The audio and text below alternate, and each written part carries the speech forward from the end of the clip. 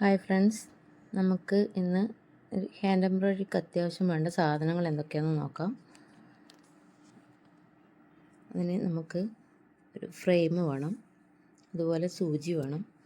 സൂചി നീഡിൽ വലിയ നീഡിൽ വേണമെന്നില്ല, നമുക്ക് 0.6 അങ്ങനെയുള്ള നീഡിലെടുത്താൽ മതി. അത്യാവശ്യം എംബ്രോയ്ഡറി ചെയ്യാൻ അങ്ങനെയുള്ള സൂചിയാണ് എടുക്കുന്നത്. അതിൻ്റെ ഹോൾസ് കുറച്ച് വലുതായിരിക്കും. വലിയ സൂചി എടുക്കുമ്പോൾ നമ്മൾ തുണിയിൽ തുന്നുമ്പോൾ നൂല് കെട്ടിടുമല്ലോ, അപ്പോൾ ആ കെട്ടെല്ലാം പുറത്തേക്ക് വരും, ഹോൾസ് കുറച്ച് വലുതായിട്ട് വരും. അപ്പോൾ എംബ്രോയ്ഡറി ചെയ്യുമ്പോൾ നമ്മൾ ചെറിയ സൂചിയിലാണ് ചെയ്യുന്നത്. അതുപോലെ ഒരു സ്കെയില്, പെൻസില് വേണം.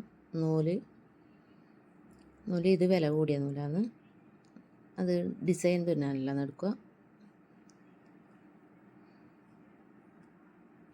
ഇത് നമ്മൾ പഠിക്കാൻ വേണ്ടിയിട്ട് എടുക്കും ഈ നൂലുകൾ. അതുപോലെ ഒരു ട്രിമ്മർ, അത്യാവശ്യം നൂല് കട്ട് ചെയ്യാൻ വേണ്ടിയിട്ട് ഒരു ട്രിമ്മർ വെക്കുക. അതുപോലെ തുന്നാനുള്ള തുണി പോപ്പിൻ തുണിയാണ് നല്ലത്. അതുപോലെ ഫ്രെയിം ഇടുന്നത് എങ്ങനെയാണെന്ന് നോക്കാം. വലിയ ഭാഗം മുകളിൽ വരുന്ന പോലെ എടുക്കുക. നമ്മൾ ഇതുപോലെ വെക്കുന്നത് നമ്മൾ സാധാരണ മെഷീനിൽ എംബ്രോയ്ഡറി ചെയ്യുമ്പം ഇതുപോലെ വെച്ചിട്ടിടും. ഹാൻഡ് എംബ്രോയ്ഡറി ചെയ്യുമ്പം വലിയ ഭാഗം മുകളിലും ഈ ചെറിയ ഭാഗം അടിയിലുമായിട്ടാണ് വരിക. നമ്മൾ പഠിച്ചു തുടങ്ങുമ്പം ഈ ഫ്രെയിം വേണമെന്നില്ല, നമ്മൾ കയ്യിൽ വെച്ചിട്ട് തുന്നാൻ പറ്റും. പക്ഷേ നൂല് ഇട്ട് വലിക്കുമ്പം തുണി ചുരുങ്ങി പോകാണ്ടിരിക്കാൻ വേണ്ടിയിട്ടാണ് ഫ്രെയിം ഇടുന്നത്. ഫ്രെയിം ഇല്ലാത്തവർക്കും ഹാൻഡ് എംബ്രോയ്ഡറി പഠിക്കുന്നതിന് കുഴപ്പമൊന്നുമില്ല. പിന്നെ ഡിസൈനെല്ലാം തുന്നുമ്പോൾ നമുക്ക് ഫ്രെയിം അത്യാവശ്യമാണ്. ഡ്രസ്സിലല്ലേ നമ്മൾ ഡിസൈൻ ചെയ്യുക, അപ്പോൾ ഡിസൈൻ തുന്നി വരുമ്പോൾ തുണി ചുരുങ്ങി വരും, അപ്പോൾ അത് വൃത്തി ഉണ്ടാവില്ല. അപ്പോൾ ഡിസൈൻ തുന്നുമ്പോൾ എപ്പോഴും നമ്മൾ ഫ്രെയിം എടുക്കുക. നമ്മൾ സ്കെയിൽ വെച്ചിട്ടൊരു ലൈന് വരക്കുക.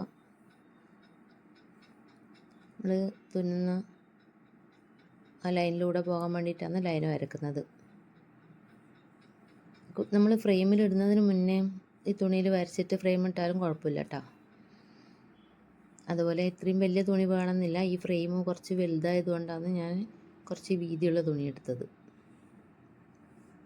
നമുക്ക് വേണ്ടുന്ന നൂലെടുക്കുക. നൂല് 6 ഇതായിട്ടാണ് വരുന്നുണ്ടാവുക, അപ്പോൾ അത് നമുക്ക് ഫുള്ളായിട്ട് വേണ്ട. വലിയ കട്ടിയുള്ള ഡിസൈനെല്ലാം തുന്നാൻ വേണ്ടിയിട്ടാണ് 6 എണ്ണം ഒരുമിച്ച് കോർത്തിട്ട് തുന്നുന്നത്.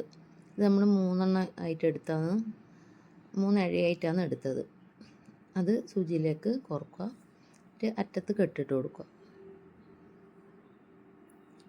ഒരറ്റത്താണ് കെട്ടിടുന്നത്, രണ്ട് അറ്റം വരുമല്ലോ കോർത്ത് കഴിഞ്ഞാൽ, രണ്ടിലും കൂടി ഇടണ്ട. നമ്മൾ തുന്നുമ്പോൾ 3 ഇത് മാത്രമായിട്ട് വന്നാൽ മതി, പഠിക്കുമ്പം അത്ര മതി.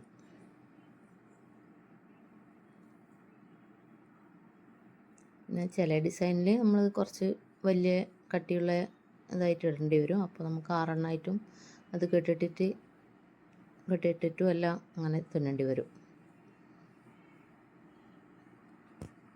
അപ്പം നമുക്ക് റണ്ണിങ് സ്റ്റിച്ച് നോക്കാം. ലൈനിൻ്റെ ഒരറ്റത്തു നിന്ന് മുകളിലോട്ടേക്ക് കുത്തി, അപ്പോൾ കെട്ടടിയിൽ വരുന്ന വിധത്തിലാണ് എടുക്കുന്നത്. ചെറിയ ഗ്യാപ്പിൽ നമുക്ക് രണ്ടാമത്തെ സ്റ്റിച്ച് എടുക്കുക. അതുപോലെ അങ്ങോട്ട് തുന്നി വരുമ്പം ഒരേ അളവിലായിരിക്കണം നമ്മൾ ഈ വിട്ടതും നമ്മൾ തുന്നിയെടുക്കുന്നത് ആ ഡിസൈനും. നമ്മൾക്ക് അടുപ്പിച്ചടുപ്പിച്ചും തുന്നാം, ദൂരെയായിട്ടും തുന്നിയിട്ട് എടുക്കാൻ പറ്റും. എന്തെന്നായാലും നമ്മൾ ഒരേ അളവിൽ തുന്നുന്നതാണ് വൃത്തി ഉണ്ടാവുക. ഒക്കെ നിങ്ങൾക്ക് നിർദ്ദേശങ്ങളും അഭിപ്രായങ്ങളെല്ലാം ഉണ്ടാവുമല്ലോ, അപ്പോൾ അത് കമൻറ്റിലൂടെ അറിയിക്കുക. സപ്പോർട്ട് ചെയ്യുക. എല്ലാവരും സബ്സ്ക്രൈബ് ചെയ്യാനും ലൈക്ക് ചെയ്യാനും കമൻറ്റ് ചെയ്യാനും മറക്കാതിരിക്കുക. അറിയാത്തവർക്ക് പഠിക്കണം എന്ന് ആഗ്രഹമുള്ളവർക്ക് ഷെയർ ചെയ്ത് കൊടുക്കുക.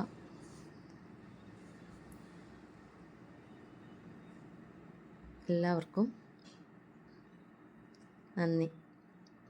നമുക്ക് അടുത്ത ക്ലാസ്സിലേക്ക് ഇനി വരുമ്പോഴത്തേക്ക് അടുത്ത ക്ലാസ്സിൽ റണ്ണിങ് സ്റ്റിച്ച് ഒന്നുകൂടി ഞാൻ പറഞ്ഞു തരും. അടുത്ത ക്ലാസ്സിൽ ഒന്നും കൂടി റണ്ണിങ് സ്റ്റിച്ച് പഠിക്കാം.